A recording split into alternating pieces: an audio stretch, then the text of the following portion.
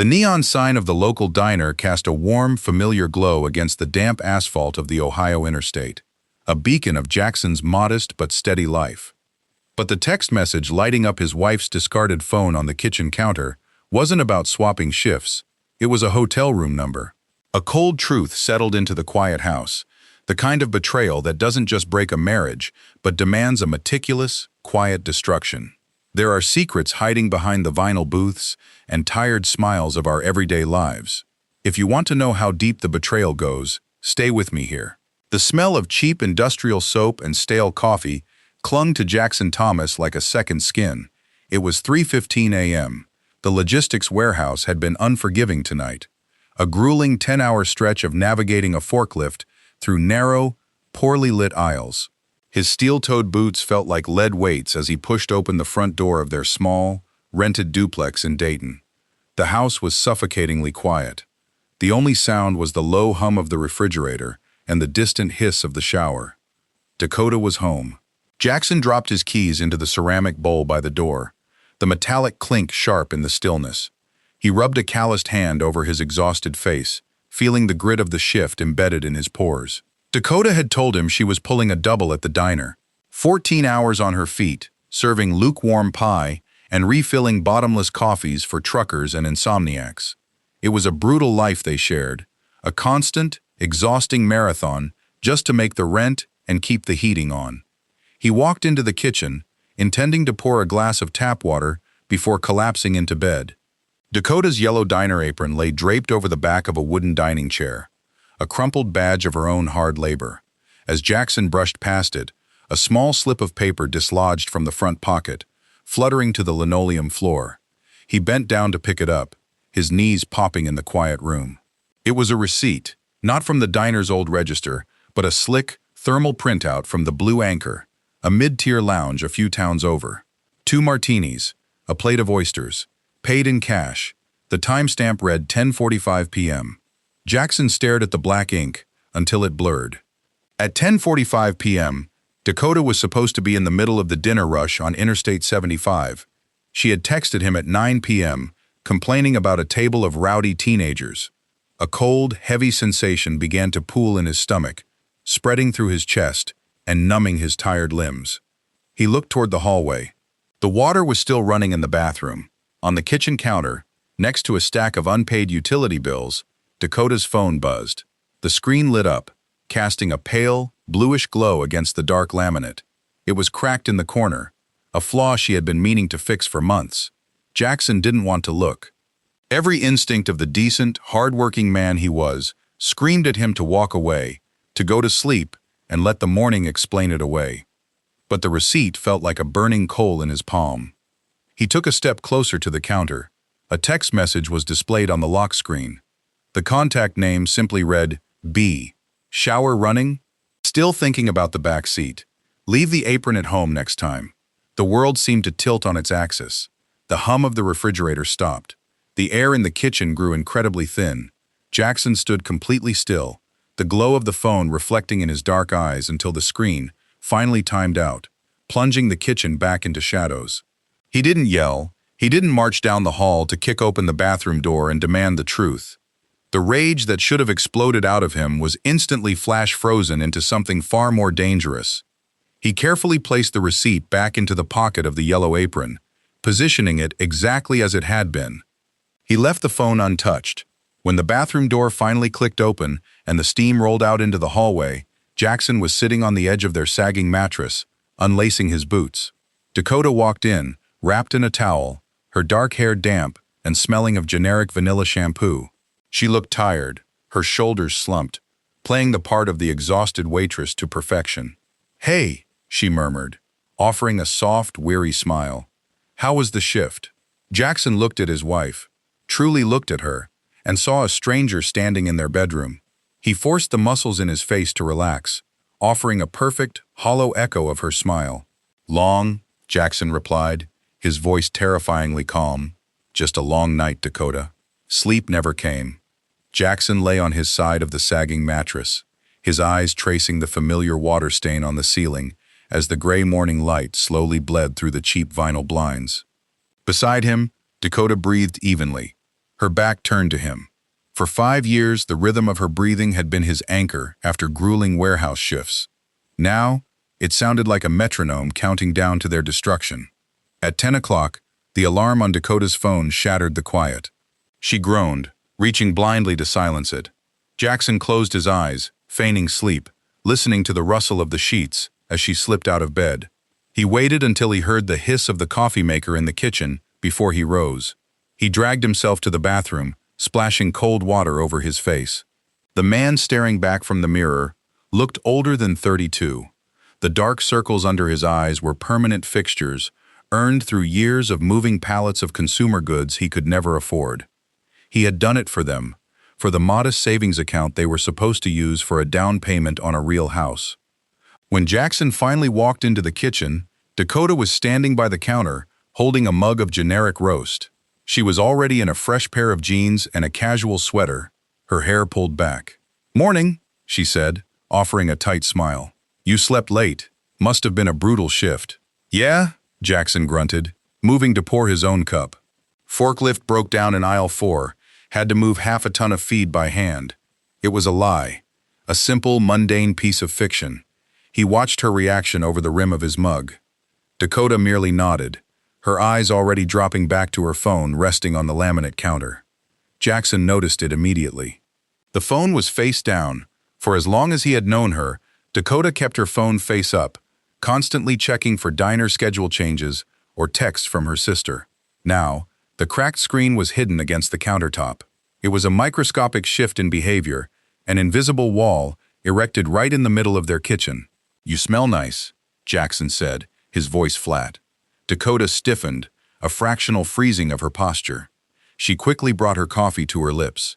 "Oh, it's just a sample I picked up at the pharmacy. The vanilla was running out."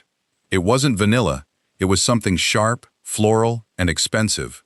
The kind of scent that belonged in a high-rise office building, not a roadside diner smelling of grease and bleach. It was the scent of the man named Brandon. Jackson cataloged the lie, filing it away in the growing, dark archive in his mind. "I've got an open to close today," Dakota said, picking up her keys. "Sarah called in sick, so the manager begged me to cover the floor. Don't wait up." "I won't," Jackson replied. He watched her walk out the front door, the deadbolt clicking shut behind her. The silence of the house rushed back in, heavy and oppressive. Jackson walked over to the spot where she had been standing. The floral scent lingered in the air. He pulled his own phone from his pocket and scrolled through his contacts until he found Kevin Walsh. Kevin was a lifer at the warehouse, a quiet, observant man who knew the street-level mechanics of Dayton better than anyone. He was the only person Jackson trusted completely. Jackson typed a brief message. "Need a favor. Meet me by the loading docks before our shift. Quiet." He hit send. There would be no screaming matches, no broken dishes, no tearful demands for therapy. Dakota had built a secret world right under his nose, financed by his trust and his overtime. Jackson took a sip of the bitter, lukewarm coffee. He was going to map every inch of her hidden world, and then he was going to burn it to the ground. The loading docks of the Dayton Logistics Center smelled of diesel fumes, wet asphalt, and exhaustion. It was a bleak, concrete expanse illuminated by harsh, buzzing halogen lights that flickered against the encroaching dusk. Jackson stood by bay number 4, the collar of his worn canvas jacket turned up against the evening chill. Kevin Walsh was already there, leaning against a stack of wooden pallets. He was a man built like a cinder block, his face weathered from a decade of outdoor labor before moving to the warehouse. A half-smoked cigarette dangled from his lips, glowing faintly in the dim light. He didn't say a word as Jackson approached, just offered a slight nod, his sharp eyes taking in the rigid set of Jackson's shoulders. "You don't text me before a shift unless someone died," Kevin said, his voice a low rumble over the distant hum of idling semi-trucks. Jackson shoved his hands deeper into his pockets. The receipt he had found, and carefully photographed, felt like a phantom weight against his chest. He looked out at the rows of parked trailers, finding it impossible to meet Kevin's gaze. Saying it out loud was the threshold.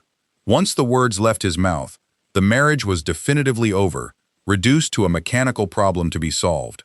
"Nobody died," Jackson said, the words scraping his throat. "But something's gone." He pulled his phone from his pocket, pulling up the photograph of the thermal printout. He handed the device over. Kevin took the phone, squinting at the cracked screen. The orange glow of his cigarette illuminated the deep lines around his eyes. He studied the image for a long moment. The blue anchor, 2 martinis, oysters, 10:45 p.m. He handed the phone back, his expression unchanged, but the silence between them shifted, growing heavy with a bleak, unspoken understanding. "Dakota?" Kevin asked softly. Jackson merely nodded, his jaw clenched so tightly it ached. Kevin took a slow drag of his cigarette, exhaling the smoke into the damp Ohio air. He didn't offer hollow sympathies. He didn't ask if Jackson was sure or if there was a misunderstanding. In their world, you didn't bring this kind of trouble to the loading docks unless you already knew the grim answer. "She said she was pulling a double," Jackson finally managed to say, staring at the scarred concrete at his feet. "She came home smelling like high-end cologne. There was a text on her phone from someone named B. I need to know, Kev, but I'm stuck here from 6 in the evening to 4 in the morning. You want me to watch the diner?" Kevin stated, crushing the cigarette butt beneath the heel of his steel-toed boot. "I just need a name," Jackson said, looking up, his eyes hard and dark. "I need to know who is buying $30 martinis on a Tuesday night while I'm moving freight to pay her gas bill." Kevin looked at Jackson, a silent pact sealing between them amidst the roar of a backing truck. "My brother-in-law bounces at the Blue Anchor on weekends. I know a few of the line cooks at her diner from the old neighborhood. I'll make some quiet rounds. Give me 2 days." Jackson closed his eyes, a shuddering breath escaping him. The relief of not carrying the secret alone was immediately swallowed by the bitter reality of what was to come. "I don't want to confront her, Kev. Not yet." "I know," Kevin replied, turning toward the massive, dented metal doors of the warehouse as the shift whistle blew, a harsh, mechanical scream tearing through the night. "You don't build a trap by making noise. We'll get the pieces, Jack. Then you decide how to play them." Jackson watched his friend disappear into the cavernous, neon-lit belly of the warehouse. He took one last look at the dark skyline of Dayton before following him inside, ready to bury his life in another 10 hours of mindless, back-breaking labor, while the blueprint of his vengeance quietly took shape in the shadows. The Dayton Community Credit Union smelled of old carpet and floor wax. It was a quiet Tuesday afternoon, the kind of gray, unremarkable day where nothing of consequence was supposed to happen. Jackson sat in a stiff vinyl chair opposite a teller's desk, the grease from the forklift steering wheel still faintly visible in the deep lines of his palms. "So, just a standard individual checking account, Mr. Thomas?" the teller asked, her eyes fixed on her computer monitor. She chewed on the end of a blue pen, utterly oblivious to the magnitude of the transaction taking place. "Yes," Jackson said, his voice steady, "and I need all correspondence sent to the P.O. box I listed, not the residential address. Paperless statements only." "Of course." The teller clicked her mouse a few times. "Minimum deposit is $50. Jackson reached into his canvas jacket and pulled out a worn leather wallet. He extracted 3 crisp $20 bills, cash from an extra weekend shift he hadn't mentioned to Dakota. He slid them across the laminate desk. It was a pathetic sum to start a new life with, a mere drop in the ocean of debt and shared bills that defined his marriage. But as the teller stamped the receipt and handed him a temporary debit card in a featureless white envelope, Jackson felt a profound, chilling shift. He was no longer just a victim. He was a man packing his parachute while the plane was still in the air. He left the credit union and drove back to the duplex, the temporary debit card burning a hole in his chest pocket. The house was empty. Dakota was in the middle of a lunch shift at the diner. Jackson went through their shared desk in the living room, carefully reviewing the chaotic stack of utility bills, rent notices, and grocery receipts. He began calculating exactly how much cash he could siphon off each week without disrupting the fragile ecosystem of their joint checking account. $20 from the grocery budget. $10 from gas. It was agonizing, meticulous work, the arithmetic of a dying marriage. At 6 o'clock, he heard the familiar scrape of Dakota's key in the front door lock. Jackson was at the stove, stirring a pot of cheap spaghetti and red sauce, a domestic tableau perfectly constructed to disarm her. "Hey," Dakota called out, dropping her heavy bag on the floor with an exhausted sigh. She walked into the kitchen, rubbing the back of her neck. She looked genuinely drained, her uniform wrinkled, a smear of ketchup near the hem of her yellow apron. "Dinner's almost ready," Jackson said, not turning around immediately. He needed a second to arrange his features into the mask of the dull, supportive husband. When he finally looked at her, he forced a mild smile. "Tough shift?" "Brutal," Dakota groaned, leaning against the counter. "We were understaffed again, and there was this one guy in my section, just incredibly demanding. Kept sending his coffee back. I swear, some people have no idea what it's like to work for a living." Jackson stirred the pasta, watching the boiling water bubble and froth. He wondered, with a dark, clinical curiosity, if the demanding customer had been Brandon Gray. Did he visit her at work? Did they exchange knowing glances over the Formica tables while she poured his coffee? "You should sit down," Jackson offered smoothly, turning off the burner. "I'll make you a plate." Dakota looked at him, a fleeting expression crossing her face, something that looked dangerously like guilt, quickly masked by fatigue. She stepped forward and wrapped her arms around his waist from behind, resting her forehead against his shoulder blade. "You're a good man, Jackson," she murmured into his flannel shirt. "I don't know what I'd do without you." Jackson stood perfectly still, enduring the embrace. Her arms felt like heavy chains. He stared at the steam rising from the stove, his heart beating a slow, steady rhythm against his ribs. He didn't pull away, and he didn't lean in. He simply played his part, staring into the middle distance, mapping the exact coordinates of her ruin. November arrived in Dayton with a bitter, biting wind that rattled the thin windows of the duplex. Inside, the atmosphere had grown equally cold, though Dakota seemed entirely oblivious to the dropping temperature of her marriage. Over the past 3 weeks, the subtle shift in her behavior had accelerated into a reckless slide. The hushed phone calls in the bathroom became longer. The late shifts stretched further into the early hours of the morning. Jackson sat on the worn floral sofa, a muted college football game casting a flickering pale light across the dim living room. He was holding a half-empty bottle of cheap local beer, his eyes fixed on the screen, though he wasn't tracking the score. He was tracking her. From the bedroom, he could hear the sharp snap of a makeup compact closing. A moment later, Dakota emerged into the narrow hallway. She paused by the hall mirror, adjusting the collar of a dark, tailored coat he had never seen before. Underneath, she wore a slim-fitting black dress that ended just above the knee, paired with leather ankle boots. It was an outfit meant for dim lighting and expensive wine, not the grease-stained floors of the Interstate Diner. "Are you sure you don't mind taking care of the laundry tonight?" Dakota asked, her voice carrying a feigned note of guilt that made Jackson's jaw tighten. "I hate leaving you with chores on your only night off, but this manager's training seminar at the downtown Marriott is mandatory. Corporate is pushing the new winter menu." It was an insultingly flimsy lie. Waitresses at 24/7 diners didn't attend evening seminars at upscale hotels. A month ago, Jackson would have questioned it. He would have asked why she was dressed up for a corporate lecture on meatloaf specials. Now, he simply took a slow sip of his beer. "It's fine, Dakota," Jackson said, forcing his voice to remain level and mild. "You've been working yourself to the bone. You should go. Learn whatever they're teaching. Maybe it'll lead to that shift supervisor promotion you talked about." He was handing her the shovel, watching her dig the grave deeper. Dakota offered a tight, relieved smile, turning away from the mirror. "You're the best, Jack. Really. I'll probably be late. They said there's a networking mixer afterward. Don't wait up." "I won't," he promised.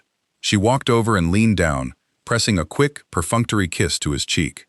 The sharp, expensive floral scent, Brandon's scent, washed over him, entirely replacing the familiar smell of vanilla shampoo and diner coffee. Jackson held his breath until she pulled away. He watched her walk to the front door, the click of her boot heels sharp against the linoleum. Every step she took was a choice. She was choosing to leave their home, choosing to lie to his face, choosing the slick sales rep over the man who broke his back to keep the lights on. As the door closed behind her and the deadbolt slid into place, the heavy silence of the duplex settled over Jackson. He set the beer bottle down on the scarred coffee table. He didn't feel the urge to scream or throw things anymore. The white-hot rage of the first night had calcified into something cold, hard, and terrifyingly patient. He pulled his phone from his pocket. A message from Kevin was waiting on the screen. "Gray's car is parked at the Marriott downtown. Same routine as last week." Jackson typed a brief reply. "Understood. Keep the distance."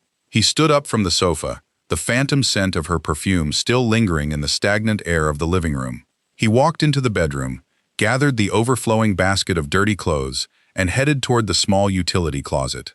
He was going to do the laundry, just as he had promised. He was going to play the perfect, oblivious husband, holding the line until the exact moment he decided to let the trap snap shut. The harsh metallic teeth of the duffel bag zipper sounded abnormally loud in the quiet bedroom. Jackson methodically folded a third pair of thick wool socks, placing them next to his worn thermal shirts. He didn't look up as Dakota leaned against the doorframe, a mug of black coffee cradled in her hands. 48 hours straight just seems illegal, Jack, she said, her voice dripping with a carefully manufactured sympathy. Can't they get the union involved? Making you sleep on a cot in the break room is inhumane. Supply chain backup out of Chicago, Jackson recited smoothly, the lie rolling off his tongue with a practiced hollow ease. He tossed a stick of deodorant into the bag. 4 massive freight deliveries hit the docks at midnight. Management said if we don't clear the backlog by Sunday morning, they're cutting holiday bonuses. I don't have a choice. He zipped the bag shut and finally met her gaze. She was wearing her old fleece robe, looking soft and familiar, a portrait of domestic concern. But Jackson had spent the last month studying her micro-expressions. He saw the subtle, almost imperceptible relaxation in her shoulders. He saw the rapid calculation behind her eyes. An entire weekend, an empty house, no need for cheap motels or rushed encounters in the back of an Audi.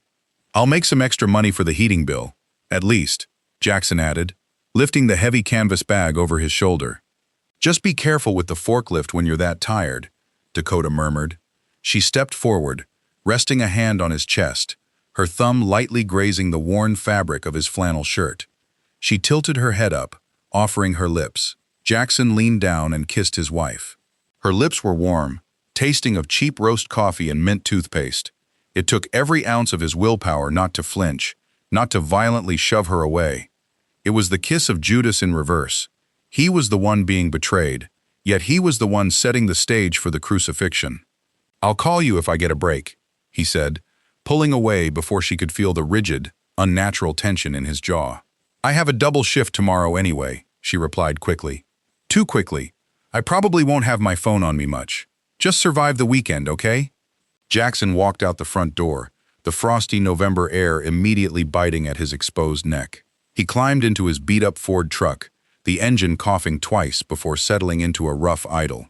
He backed out of the driveway, offering Dakota a final wave as she stood on the porch, before putting the truck in drive and heading down the street. He didn't go to the warehouse. 4 blocks away, in the gravel parking lot of an abandoned strip mall that backed up to a line of bare, skeletal maple trees, Jackson killed the engine. From this vantage point, through the dead branches, he had a clear line of sight to the side street that fed directly into his cul-de-sac. He pulled the collar of his jacket up, his breath pluming in the freezing cab of the truck. The dashboard clock read 9:15 a.m. He waited. The cold seeped through the floorboards, biting into his toes, but Jackson remained perfectly still, a ghost haunting his own life. At exactly 11:30 a.m., a sleek, late-model silver Audi turned onto the street. It moved slowly, a predatory shark gliding through the cracked asphalt and modest, vinyl-sided homes of the working-class neighborhood. The car pulled into Jackson's driveway, the tires crunching over the frost-heaved concrete. The driver's side door opened, and a man stepped out. He was tall, wearing a tailored charcoal overcoat and a burgundy scarf. Brandon Gray. He looked around the quiet street with an air of mild disdain before walking up the short concrete path. Before Brandon even reached the porch, the front door swung open. Dakota stood there. She wasn't wearing the fleece robe anymore. Jackson sat in the freezing truck, his hands gripping the steering wheel so tightly his knuckles turned white. He watched the man step into his home. He watched his wife close the door behind him. The physical pain of it was a living, breathing thing in the cab with him, a heavy weight pressing down on his chest until he could barely draw breath. But beneath the agony, the cold, mechanical blueprint of his revenge locked into place. The trap was sprung. There was no going back now. The warehouse break room at 2 in the morning was a purgatory of humming vending machines and flickering fluorescent tubes. The air smelled permanently of ozone, stale popcorn, and damp wool. Jackson sat at a sticky laminate table, rubbing the back of his neck, his muscles screaming from moving pallets of automotive parts for the last 6 hours. Across the table, Kevin Walsh took a slow sip from a styrofoam cup of black coffee. He set the cup down and slid a folded piece of printer paper across the table. "My brother-in-law pulled a few favors," Kevin said, his voice low, blending with the drone of the refrigerator compressor in the corner. "Turns out, your guy isn't just pushing paper." Brandon Gray, Regional Director of Sales for a Midwest medical supply distributor. Office is up in Columbus, but his territory covers Dayton to Cincinnati. Jackson unfolded the paper. It was a printout of a corporate bio page. Brandon Gray smiled back at him, a polished, orthodontically perfect smile. He wore a tailored navy suit that probably cost more than Jackson's truck. "He's got a lot of miles on the company card," Kevin continued, leaning forward, his forearms resting on the table, "and a lot of freedom during the day. That's how he manages the midday motel runs and the afternoon visits to your house. He bills the hours as client networking." Jackson stared at the photograph. The resentment that had been simmering in his chest for weeks began to crystallize into something sharp and precise. Brandon wasn't just a man who had stumbled into a mistake. He was an apex predator of the corporate suburbs, using his expense account and flexible schedule to treat working-class neighborhoods like his personal hunting grounds. Dakota, with her exhausted smiles and cheap diner apron, was nothing more than an easily accessible distraction. "There's more," Kevin said quietly. He pointed a calloused finger at the bottom paragraph of the printed bio. Jackson read the text. "Brandon currently resides in the Upper Arlington area, with his wife, Elise, and their 2 golden retrievers." The words hung in the sterile air of the break room. "Married." Elise's father, Kevin added, is the CEO of the hospital network that makes up 60% of Brandon's sales portfolio. He didn't just marry a woman, Jack. He married his job. He married his entire lifestyle. Jackson slowly set the paper down. The sheer scale of the deception was breathtaking. Dakota believed she was escaping her grueling, tip-dependent life through the affections of a wealthy, successful man. She likely thought she was special, the center of his secret world. She had no idea she was playing Russian roulette with a man whose entire existence was a house of cards, financed by his father-in-law. "If his wife finds out," Kevin murmured, watching Jackson closely, "he doesn't just lose the house, he loses the territory. He loses the income. He's back to zero." Jackson looked up from the paper, his dark eyes reflecting the harsh overhead lights. The exhaustion in his bones was suddenly replaced by a terrifying, electric clarity. He had spent his entire adult life playing by the rules, working overtime, paying taxes, trying to build a modest, honest life with a woman who ultimately despised the struggle. Now, he held the match that could burn down the castles of the people who thought they were above him.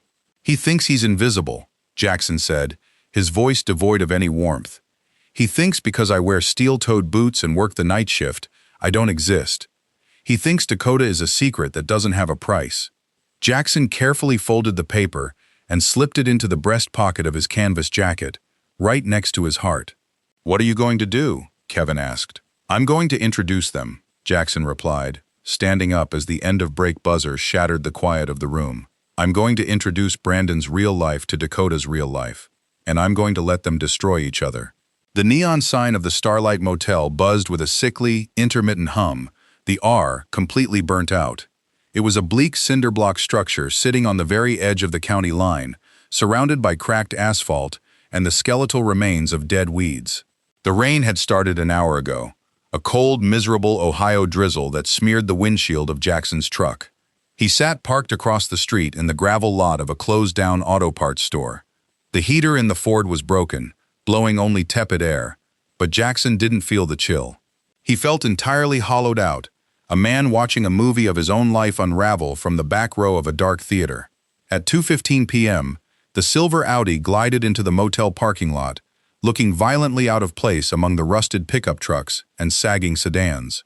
Brandon Gray parked near the back, by the ice machine. He didn't get out. He kept the engine running, waiting.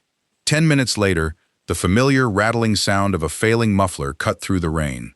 Dakota's faded blue Honda Civic turned into the lot. She parked 3 spaces away from the Audi. Jackson stopped breathing. The condensation on his windows blurred the scene, but he didn't wipe it away. A tiny, pathetic fraction of his soul was still screaming that there was a misunderstanding. Maybe she was here to meet a friend in trouble. Maybe she was buying drugs. He realized, with a wave of absolute nausea, that he would rather discover his wife was an addict than watch what was about to happen. The door of the Civic opened. Dakota stepped out into the rain. She was wearing her yellow diner uniform, her cheap coat pulled tight against the wind. Brandon stepped out of the Audi simultaneously. He didn't wear an overcoat today, just a crisp, tailored dress shirt with the sleeves rolled up, entirely unfazed by the cold or the squalor of their surroundings. They met halfway between the cars. Jackson gripped the steering wheel, the leather cover biting into his calloused palms. He expected to see guilt, or at least the nervous, hurried urgency of people doing something wrong. Instead, Dakota threw her arms around Brandon's neck. She laughed. Even through the rain and the distance, Jackson could see the way her body relaxed into his. The easy, practiced familiarity of the embrace. Brandon kissed her, a deep, possessive claim right out in the open air of the dreary parking lot, before slipping a room key from his pocket. Room 114. Jackson watched them walk toward the faded green door. Brandon unlocked it, pushing it open and placing a hand on the small of Dakota's back to guide her inside. She looked up at him with an expression of pure, unadulterated adoration, a look Jackson hadn't seen directed at him in over 3 years. The heavy green door clicked shut. A moment later, the cheap floral curtains were violently pulled across the window, sealing them in. The silence in the cab of the truck was deafening. The last fragile thread connecting Jackson to the man he used to be snapped. The husband who worked double shifts to buy groceries, the man who massaged her swollen feet after a 14-hour diner shift, the fool who thought love and hard work were enough. That man died in the driver's seat of the rusted Ford. Jackson slowly reached up and turned the key in the ignition. The engine roared to life. He put the truck in gear and pulled out of the gravel lot, his eyes fixed on the gray road ahead. He didn't feel anger anymore. He didn't feel grief. He felt the cold, terrifying clarity of an executioner who had just been handed the official warrant. It was time to build the gallows. The downtown Dayton Public Library smelled of decaying paper and floor wax. In the far corner of the second-floor reference section, tucked behind a row of heavy oak shelves, Jackson sat at a public terminal. The ancient desktop tower hummed loudly, a stark contrast to the absolute silence he maintained. He wore a dark baseball cap pulled low, his calloused fingers hovering over the grease-stained keyboard. He opened a private browsing window and created a new email address. He chose a string of random letters and numbers, ensuring there was nothing tying it to his IP address, his phone, or his name. From his jacket pocket, he pulled a cheap USB drive. On it were 3 high-resolution photographs taken from the cab of his Ford. They clearly showed the silver Audi, license plate fully visible, parked outside room 114 of the Starlight Motel.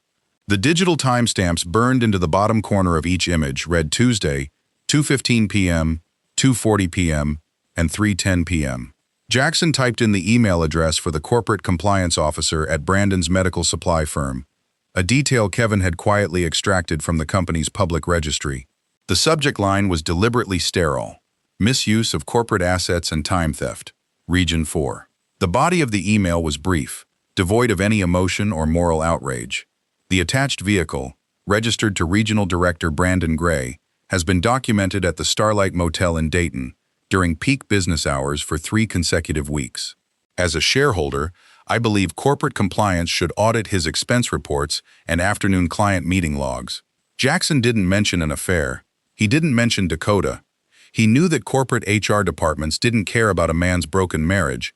They cared about stolen time and liability.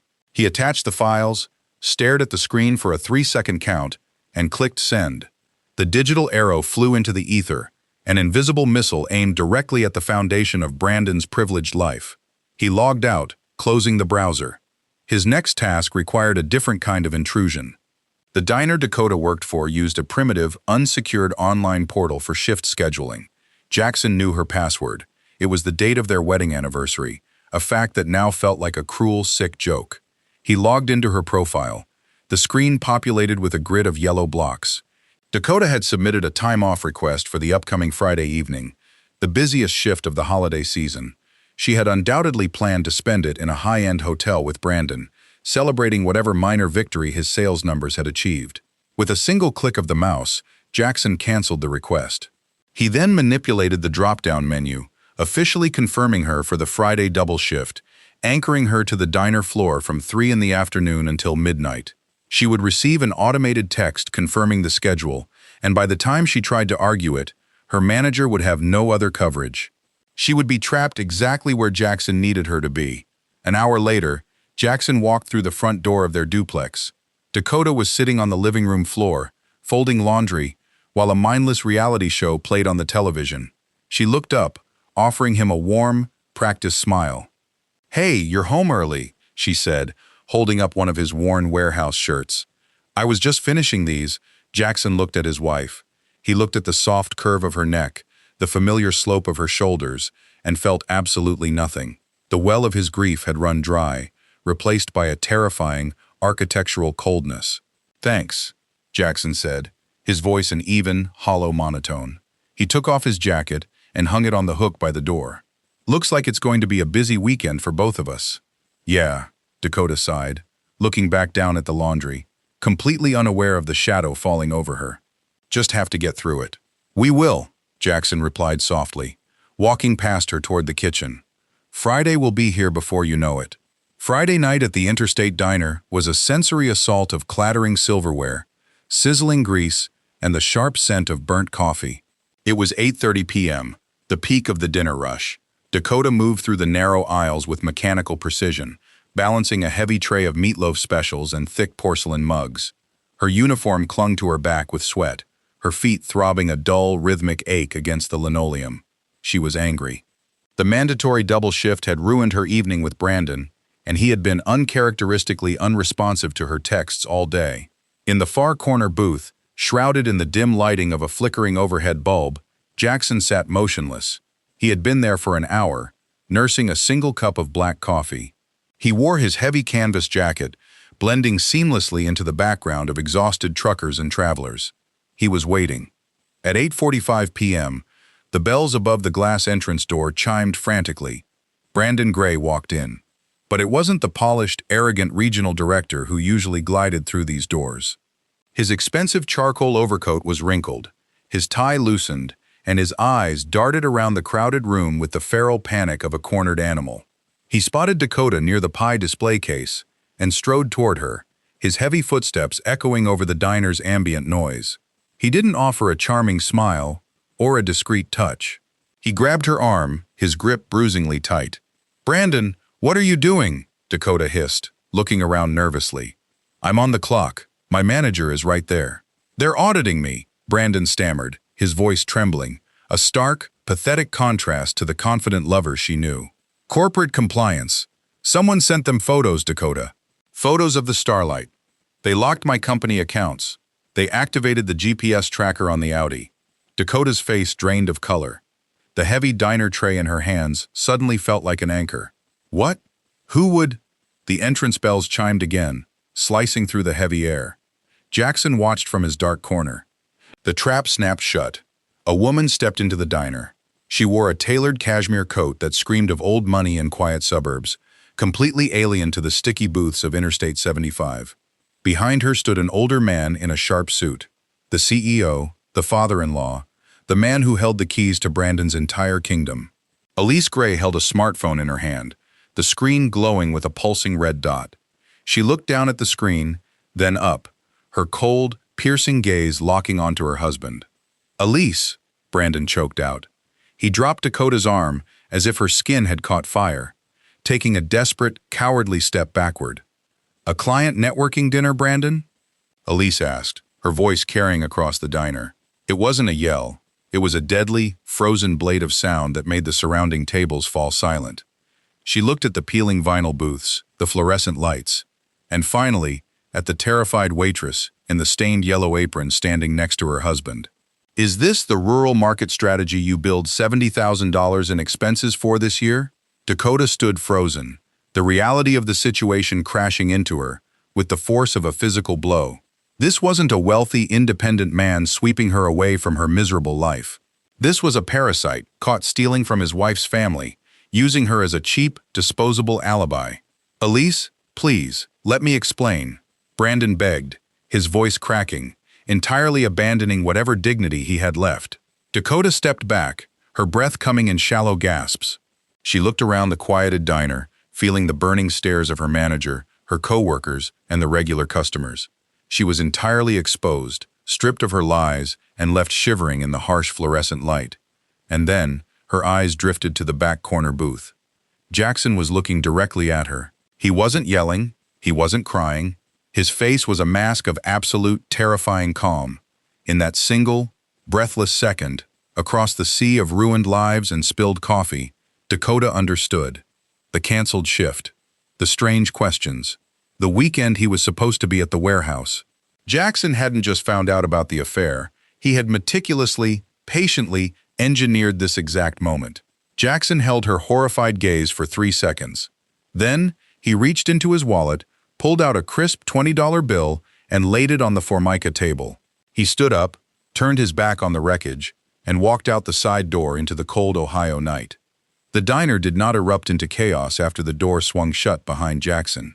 Instead, it descended into a suffocating, awkward silence, broken only by the scrape of silverware and the distant hum of the highway.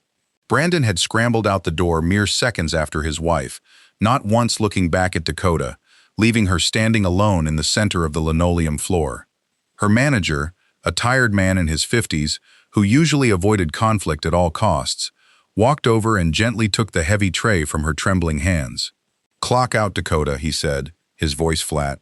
"Take the weekend. We'll talk on Monday." It wasn't a suggestion. It was a dismissal. The drive back to the duplex was a blur of smeared streetlights and the rhythmic, mocking squeak of her Civic's windshield wipers. The freezing rain had returned, turning the Dayton streets into slick black mirrors. Dakota's mind spun frantically, trying to piece together the fragments of the evening. Brandon's panic, the corporate audit, the GPS tracker, and Jackson sitting in the dark booth, watching the explosion with the cold, detached eyes of a stranger. When she pulled into the driveway, Jackson's rusted Ford was gone. The house was entirely dark, save for the pale yellow glow of the porch light.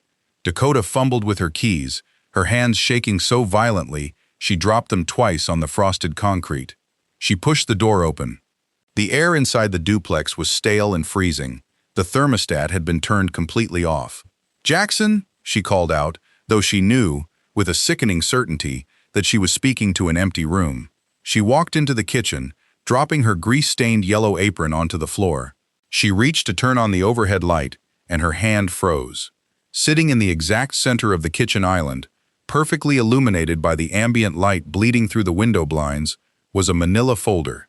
Next to it rested her spare set of house keys and the plain silver wedding band Jackson had worn every day for 5 years. Dakota approached the counter, her breath hitching in her throat. She opened the folder. Resting on top was the thermal receipt from the Blue Anchor, the $30 martinis, the oysters, the date and time stamped clearly at the bottom. Beneath it were 3 high-resolution photographs, printed on cheap copy paper. They showed Brandon's Audi and her blue Civic, parked side by side at the Starlight Motel. The timestamps matched the afternoons she had claimed to be picking up extra shifts. The final document was a bank statement from the Dayton Community Credit Union. It was an individual checking account in Jackson's name. The ledger showed a series of small, meticulous cash deposits over the last month. $20 here, $15 there, methodically siphoned from their shared grocery and gas budgets. The final transaction, dated that very morning, was a transfer of exactly 50% of their joint savings. Dakota's knees gave out. She sank to the cold linoleum floor, her back sliding against the lower cabinets. He had known for a month. The realization was a physical agony, a tight band constricting around her chest until she couldn't pull air into her lungs. Every time he had kissed her cheek, every time he had eaten the dinners she cooked, every time he had smiled and told her to have a good shift, he had been looking right through her. He hadn't been working mandatory overtime at the warehouse. He had been standing in the shadows, quietly and efficiently dismantling her life. Brandon hadn't been careless. Jackson had orchestrated the audit. Jackson had canceled her time-off request. Jackson had built the cage and locked her inside it with the very man she had betrayed him for. Sitting alone in the freezing, dark kitchen, surrounded by the paper remnants of her shattered lies, Dakota wept. There was no one to blame, no one to manipulate, and no one left to catch her. The house was perfectly, terribly quiet. The radiator in the corner of the small, rented room clicked and hissed, a metallic rhythm that did nothing to chase away the deep chill of the Ohio night. The room smelled of bleach and old dust. It was a sterile, featureless box on the north side of Dayton, a bed with a thin mattress, a single laminate nightstand, and a window that looked out onto the pulsing amber lights of Interstate 75. Jackson sat on the edge of the mattress, his heavy canvas jacket still zipped to his chin. At his feet sat the same duffel bag he had packed under the guise of a mandatory warehouse weekend. Next to it on the floor was a plain white envelope containing $3,000 in cash, exactly half of the savings account he and Dakota had painstakingly built over 5 years. The price of half a decade of overtime, split evenly down the middle. He stared at the envelope, expecting to feel the righteous, burning satisfaction of a man who had just won a brutal war. He had executed the plan flawlessly. Brandon Gray's career and marriage were currently imploding in the affluent suburbs of Columbus. Dakota was sitting in a freezing duplex, her job gone, her lover exposed, and her safety net completely severed. The lie was dead, crushed under the weight of the truth Jackson had meticulously engineered. Yet, the victory tasted like ash. Jackson raised his hands, turning them over in the dim light cutting through the vinyl blinds. His knuckles were permanently scarred from the forklift steering wheel. His palms were thick with yellowed calluses. He had broken his back for a life that was a mirage. He had built the ruin of his wife's deceit, but in doing so, he had to detonate his own home. There was no going back to the naive, exhausted man who just wanted to pay the heating bill and share a cup of coffee in the morning. That man was buried in the wreckage alongside Dakota's yellow diner apron. His phone buzzed in his pocket, a single, short vibration. He pulled it out. The screen lit up the dark room, casting a pale glow across his exhausted face. It was a notification from Dakota. No text, no apologies, just a single missed call, a desperate, final reach across the chasm he had blown wide open. Jackson stared at her name on the cracked glass. For a fleeting second, the phantom scent of cheap vanilla shampoo crossed his memory. A ghost of the woman he thought he had married, a ghost of the Friday nights they used to spend eating cheap takeout on their worn floral sofa. He closed his eyes, inhaling the stale air of the motel room, letting the ghost fade. He didn't block the number. He didn't text back a final, venomous insult. He simply pressed his thumb against the side button and powered the phone down. The screen went black, plunging the room back into deep shadows. Tomorrow, he would have to wake up at 4 in the afternoon. He would have to drive his rusted Ford to the loading docks, clock in, and move pallets of consumer goods under the harsh fluorescent lights alongside Kevin. The world would grind on, entirely indifferent to the absolute destruction of the universe he had known. Jackson laid back on the thin mattress, staring up at the water-stained ceiling.